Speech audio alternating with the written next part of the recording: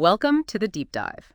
Today, we're talking about something that, let's be honest, can really sting for any business owner. Negative reviews. Exactly. But what if those dreaded one-star ratings aren't just bad news? Yeah. What if they're actually opportunities? That's the key mindset shift, isn't it? It really is. So today, we're diving deep into why your response to a bad review matters more than the review itself. Mm-hmm. Our goal here is to give you a solid framework, a practical guide for turning those potentially damaging moments into chances to build trust, maybe even create loyal fans. It sounds counterintuitive, but it's absolutely possible. It's so easy to just, get defensive when you see criticism online. Oh, definitely. Your gut reaction is probably not the best one. Right. But if you can reframe it, think of that negative review less as an attack and more like raw data. It's highlighting a gap somewhere in the customer experience. Okay. Data. So the first step is understanding why someone felt the need to post that review in the first place. Precisely. Understanding the psychology behind it is step one. So let's get into the customer's head. Why bother writing a negative review? It feels like it takes effort. It's more than just venting, right? It often is. I mean, sure, there's an emotional release, but usually it stems from something deeper, like unmet needs or broken expectations. Okay. A really big trigger is what we call perceived disrespect. If a customer feels like you dismissed them or ignored their problem or just didn't take them seriously. Okay. So the review is their way of finally being heard. Exactly. It's their platform. Then there are expectation violations. This is huge. Like what was promised just wasn't delivered. Precisely. The product looked amazing online, but what arrived was, well, not that. Or the service described wasn't the service received. Oh, I've been there. That's incredibly frustrating. It really is.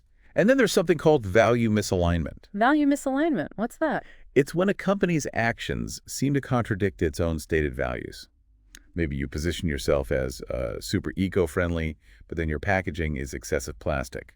Got it. So customers who chose you for that value feel kind of misled. Exactly. They feel a disconnect. Communication breakdowns are another big one. Just not being kept in the loop. Yeah. Lack of clear info about delays, maybe changes in service, even just unclear instructions. It all breeds frustration.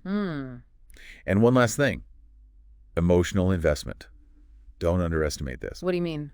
Well, if a customer feels a strong connection to your brand, maybe they're a longtime loyal customer, or the product is tied to something important like a wedding or a gift, Yeah, okay. then when things go wrong, the reaction is going to be much, much stronger. They're more invested. So it's really not usually a personal attack. It's more about a breakdown somewhere in that customer journey, often hitting an emotional nerve. That's a great way to put it. And writing the review isn't just one moment. There's usually a whole emotional journey involved. Oh, tell me about that. Well, it starts with the initial frustration, maybe anger. That feeling then fuels the decision to actually do something, write the review. Venting, yes, but also taking action. Then, after they post it, there's often this period of anticipation, like, will the business even see this? Will they respond? Waiting to see if they care. Exactly. And finally, how they judge your response or your lack of response that heavily shapes their view of your brand moving forward, potentially forever. Wow. Okay. Understanding that whole arc feels like a real advantage. It's not just damage control. It's about potentially changing that whole negative path. Yes. So we understand the why a bit better now. What's the game plan? How fast do we need to act when a bad review pops up? Okay, this brings us to the response timeline. And yes, there's definitely a sweet spot. A sweet spot. Yeah, phase one is the initial assessment. This needs to happen fast, ideally within, say, 1 to 2 hours of the review appearing. And 1 to 2 hours. Okay, what's involved? 2 key steps here. First, review analysis. Don't just skim it. Read it carefully. Read it a few times. Try to separate the core issues from maybe the emotional language. Got it. Facts versus feelings. Kind of. Then, crucially, check your own records. What actually happened? Talk to any staff involved. Get their side. Document everything, facts, timelines, any discrepancies you see. So you're gathering intel, basically, not just reacting. Exactly. You're investigating. Yeah. The second part of this initial phase is what I call an emotional temperature check. Emotional temperature. Like, how mad are they? Pretty much. Imagine a scale, maybe 1 to 5. 1 is mild disappointment, maybe slight annoyance. 5 is, full-blown hostility, maybe even threatening language. Okay. Gauging that intensity is so important because it tells you how to tailor the tone and approach of your response.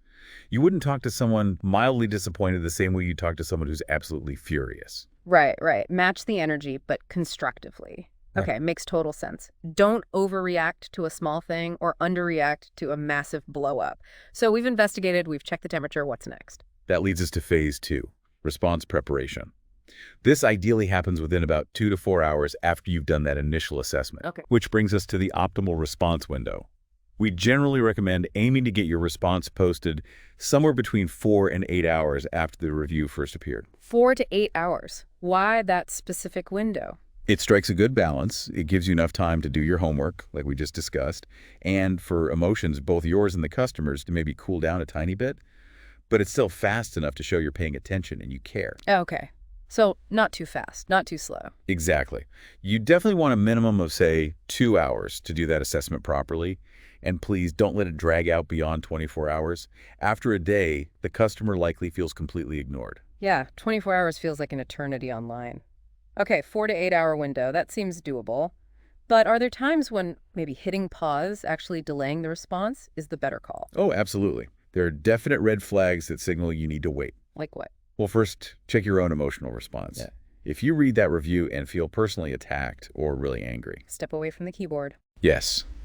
Take a break. Cool down. Respond when you have a clearer head. Yeah. Another reason to wait. If you're missing key information, don't guess. Don't make assumptions. If you need more facts, take the time to get them. Right. Better to be accurate than fast, but wrong. Precisely. Same goes if you need to talk to multiple staff members to really understand what happened. Get the full story first. Okay. And the big one. If there's any hint of potential legal issues raised in the review, Yeah. anything that sounds like it could head towards legal action. Stop. Full stop. Full stop. Do not respond until you've consulted with legal counsel. Period. Okay, that's critical advice. Better safe than sorry there. So we've analyzed, we've checked the emotion, we've timed it right. Now, the response itself. What actually goes into an effective reply? What are the key ingredients? Right. This is where our response framework comes in. It's built on 4 key components. Component 1, the opening acknowledgement. Okay, starting off strong. You need to personalize it. Use the customer's name if it's available. Don't just say, "Dear customer." Makes sense. Then express genuine appreciation that they took the time to give feedback. Even negative feedback is valuable. Sure, it helps you improve. Exactly. And crucially, acknowledge their specific experience. Show you actually read the review. A good template could be something like, "Thank you, Name, for taking the time to share your experience. I really appreciate you providing this detailed feedback as it helps us figure out where we need to improve." Yeah, that already sounds way more human than some generic corporate speak.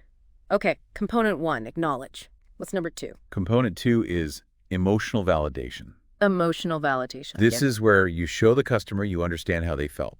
You're not necessarily admitting fault yet, not right away, but you're validating their emotions. How do you do that without sounding defensive? Good question. You can mirror their concern. Use phrases like, "I understand how frustrating that situation must have been," or "I can definitely see why that experience was disappointing," or even, "Your concerns about mention the specific issue are completely valid." Ah, so you're connecting with their feeling first. Yes, it makes them feel heard. It lowers their defenses. You validate their feelings before you start explaining or offering solutions. That makes a lot of sense. People want to feel understood before they listen to anything else. Okay, component 3. Component 3 is fact presentation. Okay, presenting the facts. This sounds tricky. It can be. The key is to be specific, but also concise. And here's a critical point. Try not to directly contradict the customer in your first public reply. Oh, okay. So don't say, "You're wrong, here's what really happened." Exactly. That just escalates things. Instead, you can provide context using neutral language. For instance, "I've looked into the details of your visit on date. Our records show mention relevant facts briefly." Now, while our standard procedure is usually explain procedure, it seems we didn't quite deliver that effectively in your case. Ah, I see. So you're sharing your information, but framing it as maybe a process breakdown on your end, rather than calling them out. Precisely. It's a subtle but really important distinction. It's about sharing your perspective without invalidating theirs. It definitely feels like walking a tightrope. Okay, facts presented carefully. What's the final component? The final piece, component 4, is the solution proposal. All right, what are we going to do about it? Exactly. This is where you outline the specific actions you've already taken or that you plan to take to fix the issue and prevent it from happening again. Specificity is key here, I'm guessing. Absolutely. Don't be vague. Mention any immediate steps. We've spoken to the team member involved or we've checked the remaining stock. Then explain any systemic changes. We're implementing new training or we're adjusting our process. Show you're learning from it. Yes, and show how these changes will prevent future problems. And, crucially, offer a direct way for the customer to connect with you personally to discuss it further. Okay, so invite them offline. Often, yes. A good structure is 1. Mention the immediate action. 2. Explain the systemic changes. 3. Offer a personal invitation to connect. And 4. Provide clear contact info like a direct phone number or email address and explain the next steps. Got it. So it's not just, sorry this happened. It's, here's what we did, here's what we're changing, and let's talk. That feels much more substantial. It builds confidence that you're taking it seriously. Okay, this framework is really clear. Can we maybe walk through how it would look in a couple of common situations, like with actual examples? Yeah, definitely. Let's take a classic one. Poor service quality. Say someone complains about a really long wait time, or maybe they felt a staff member was rude. Okay, it happens all the time. A strong response, using the framework, might sound something like this. Dear name, thank you so much for bringing the service issue to our attention. I completely understand how frustrating it is when service doesn't meet expectations, especially regarding, mention the specific issue, like the wait time or the interaction. Okay, acknowledgement and validation right there. Exactly. Then, I've personally reviewed the details of your visit with our team, and we have already mentioned a specific immediate action, like spoken with a team member involved to provide additional coaching. Immediate action. Good. We are also implementing, mention, a systemic change, like adjusting our staffing schedule during peak hours to reduce wait times to help prevent this from happening again. Systemic change. Check. I would really appreciate the chance to discuss this further with you and work towards making things right. Please feel free to contact me directly at your phone number or email address, whatever is convenient for you. Sincerely, your name, your title. Wow, yeah, that hits every point. Personalized, acknowledges the specific complaint, details immediate and future actions, and offers that direct contact. Very solid. What about another common one, like a product quality issue? Okay, product quality. Say someone received a faulty item. Right. A good response could be, Dear name, thank you for taking the time to share your feedback on our specific product name. We take product quality incredibly seriously, and I was very concerned to read about the issues you experienced. Acknowledgement, validation, specific product mentioned. Yep. Our quality control team has reviewed your comments, and we've already mentioned an immediate action, like pulled the remaining items from that specific batch for inspection. Immediate action shows you're reacting. Furthermore, we are implementing, mention, a systemic change, like enhanced quality checks at the final stage of production to improve our processes and ensure this doesn't happen again. Systemic fix. Good. I would like to personally make sure you receive a product that meets our usual high standards. Yes. Please reach out to me directly at your phone number or email address so we can arrange a replacement for you right away and address any other concerns you might have. Best regards, your name, your title. Again, follows the framework perfectly. Specifics, action, solution, direct contact. These templates feel like really great starting points. They are. You adapt them, of course, but the structure holds. Okay, but what happens if you post this brilliant, thoughtful response and then crickets? The customer doesn't reply publicly. Do you just assume it's handled? Not necessarily. This is where having a proactive follow-up protocol comes in handy. Okay, so don't just let it hang there. Right. If you don't hear back publicly after your reply, give it maybe 24 to 48 hours. Then consider reaching out directly if possible. How? Well, if the review platform allows private messaging, try that first. If you happen to have their email from a purchase or an account, You could try reaching out that way. you could, carefully. Reference your public reply, reiterate your offer to help. The key is to document all these outreach attempts. Keep a record. Got it. Document everything. And what if you still don't get a response after trying to reach out directly? At that point, maybe after about a week with no contact, it's probably reasonable to consider the direct engagement part closed. Sure. But you should still do a couple of things. Document that final outreach attempt date, method, update your internal records with the whole story, and maybe flag that review just to keep an eye on it. Even if they never responded. Yes, because remember, other potential customers are reading these reviews and your responses. Seeing that you made multiple genuine attempts to resolve the issue, even without a reply, still reflects positively on you. That's a really good point. The public record matters. It does, and that leads to the importance of resolution documentation for every negative review you handle.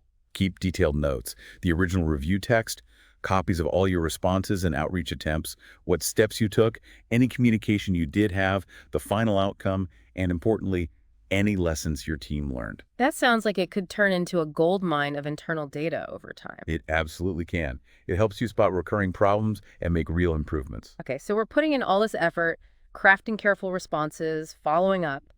How do we actually know if it's working? Are there ways to measure the success of this whole framework? Oh, definitely. You absolutely should be tracking metrics to see if your approach is effective. What should we be looking at?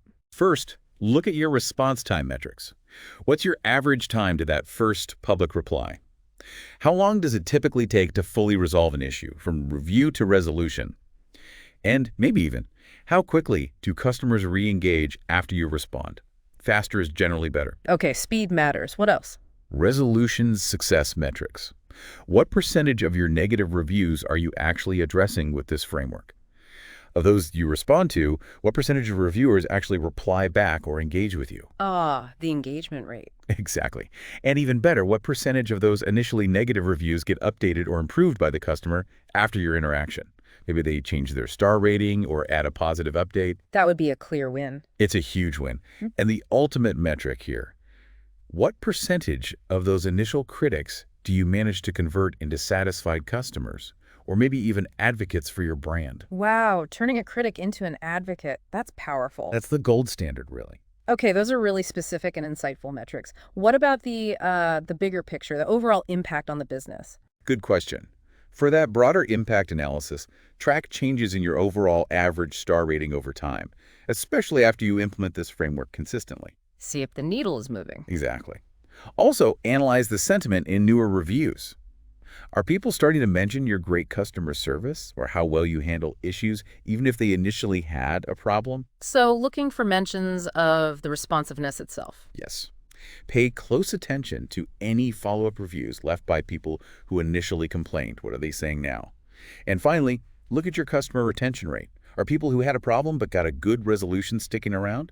Or are they leaving anyway? Keeping customers even after a stumble. That says a lot. Okay, tracking these suggests if the strategy is really paying off. It gives you concrete data, not just gut feeling. This provides such a clear roadmap. So for someone listening right now thinking, okay, I need to do this, what are the very first steps? What should they do, like today or this week? Okay, immediate actions. First, start drafting those response templates for your most common types of complaints using the framework we discussed. Get the templates ready. Yes.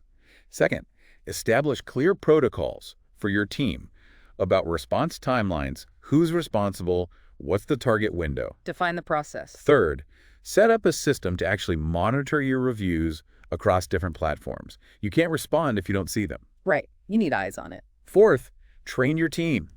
Make sure everyone who might be involved in responding understands this framework and the importance of tone and empathy. Get everyone on the same page. And fifth, put those follow-up procedures in place.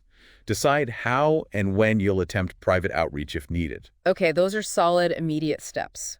What about making sure this stays effective? What are the ongoing tasks? Good point. On a weekly basis, you should be reviewing those key metrics we talked about. How are you doing on response time, resolution success? Check the dashboard. Exactly. Update your templates based on what seems to be working best, or if new issues arise. Document any particularly successful interactions or strategies. Share those wins with the team. Learn from successes. Definitely. And analyze the patterns in the negative feedback. Are you seeing the same problem pop up again and again? That signals a deeper systemic issue that needs fixing, not just a one-off response. Use the feedback to improve the core business. Precisely. And based on all that weekly data, be ready to tweak your approach. It's an ongoing process. Okay, weekly review and refinement. What about looking even further out, maybe monthly? Monthly, you can look at some of the bigger trends. Evaluate those critic-to-advocate conversion rates. Are you successfully turning people around? The big win metric. Yeah. Update your overall protocols based on what you've learned over the month. Review your team's performance. Do they need more support or training? Assess the impact on your overall ratings. Are they trending up? And constantly look for new opportunities to improve the whole process. This whole conversation has genuinely shifted how I think about negative reviews. It's less like a threat to be squashed and more like, well, like you said, an opportunity hiding in plain sight. That's exactly it. Every single negative review handled well, is a chance to demonstrate just how committed you are to your customers' satisfaction. And if you consistently apply this framework, you're prompt, you're professional, you're personalized, you show genuine care, and you focus on solutions, you absolutely can turn critics into loyal customers. It builds incredibly strong relationships. So the real key, the big takeaway, is that it's the response, that thoughtful, personalized, action-oriented response that often leaves the most lasting impression, more than the initial criticism itself. Couldn't have said it better myself. Well, thank you so much for breaking down this framework. It feels incredibly valuable. For all of you listening, we really encourage you to take these ideas, start implementing this framework in your own business or role, track your results, see what happens. You might be surprised. I think so too. And a final thought to leave you with: how can proactively and effectively addressing negative feedback become more than just fixing problems? How can it actually build a powerful, positive reputation for your business, fostering trust and loyalty that lasts for the long haul? Something to think about.